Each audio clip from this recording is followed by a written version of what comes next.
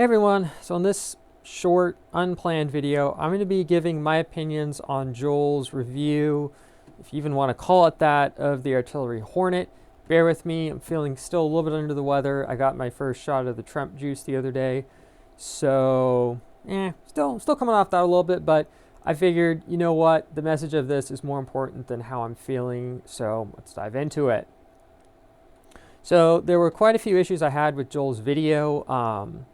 I'm going to have timestamps linked to the parts in his video, but the first thing that really irritated me is there's always been the debate amongst the community and just in general of if you should tin wires before they go into the screw plugs, and the professional consensus is you should absolutely never do that. It's better to use bare wire or use ferrules, which is what his printer had. I've not pulled mine apart, but I'm going to assume, because both my Genius and my X1 had the ferrules, Artillery did that. Tinning it is actually the worst thing you can do, and the fact that he messed that up and said that tinned is better than bare and didn't really make positive mention of the fact that Artillery is using ferrules when Creality was called out yet again on using tinned wires on their CR30. Well, that, I get it, it's a little bit of a flub up, but still, he could have had somebody in post put a caption in there saying, actually, this was better. He didn't. I'm going to call a little bit of an issue with that. So there's one of them. Definitely kudos to them, Artillery, for using ferrules, as shown at least on his machine in the video and on the machines that I have. They're the better way to do things. So enough of that. So the real issue that Joel had is with the tube/wire bundle. And I can understand that. I mean, he does have a point that because the tube does carry the power and does carry the filament to the hot end, that theoretically could be an issue when it comes to troubleshooting. And I do think it would be wise if Artillery came up with a troubleshooting cable arrangement that, you know, had the cables just to run the cooling fan, the hot end, and the thermistor that ran to there, so you could access the hot end if you needed to. But his thing was you couldn't do a cold pull. Well, I'm going to be honest. I used to do cold pulls back in the day on my Ultimaker 2, back when that was considered the appropriate way to do things. Well, I stopped doing them a long time ago as well, and I actually figured out that I was potentially doing more damage to my printer than I was fixing it. And let's face it, we've come a long way with filaments. We've come a long way with nozzle quality. Unless you are running the literal bargain basement floor sweepings filament and you're running the worst, grodiest nozzles ever created to mankind,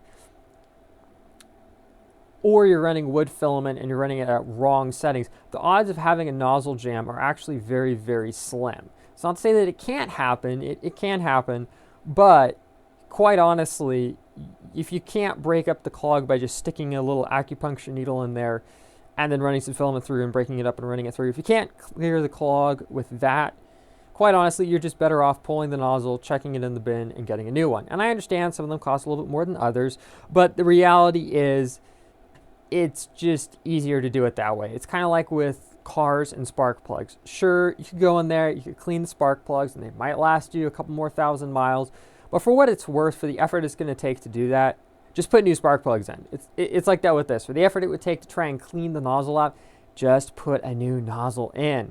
Also, should note for PTFE lined hot ends, which I'm just going to say all. I know there's probably some brands that don't, but for mainstream brands that most people are buying, they have PTFE in the hot end. And what can happen is when you're doing the cold pull is you can actually damage the PTFE in there. So it's recommended by a lot of brands not to do a cold pull on a PTFE hot end. It is safe to do it on an all metal hot end, but for reasons already given, just because of the amount of force when you're yanking up on it, I am not comfortable recommending doing it. Personally, it's just faster and easier to change a nozzle, and it's also just cheaper in the long run just to buy quality filament. So those are my main issues with Joel's video. Personally, I would say go out and buy a Hornet. I was not paid by Artillery to say that. They sent it to me. I am thoroughly loving the crap out of this machine. I'm not going to lie. This tube assembly here, while I know it's kind of controversial, I'm able to run direct drive settings that I run on my Genius and X1 on the Hornet, and it works fine. The only thing that I've struggled a little bit with, but I'm not surprised, is flexible filament. But let's face it, flex filament on a 1.75 millimeter machine, unless it's something pretty rigid, you're going to have some issues with it. So I know this video is not the highest quality, but I really wanted to get it out there because I feel like knowing the subscriber base of Joel, and it's not a personal attack on the guy, but knowing the subscriber base that he has, knowing how they take everything that he says as godlike fact and don't actually think for themselves, it slightly bugged me a little bit. So obviously, as with anything, make your own decisions when it comes to the purchasing. Don't just take my word for it, but think it through in the long run.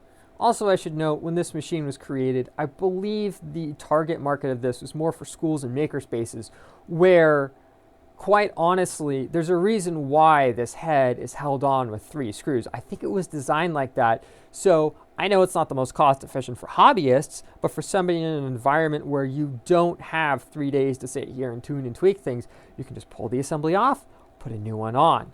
And for that, I think that's pretty brilliant. Obviously, there's nothing stopping you from pulling the nozzle off or tearing the hot end down if you really wanted to, but you got to remember the market this thing was designed for. So, video's over.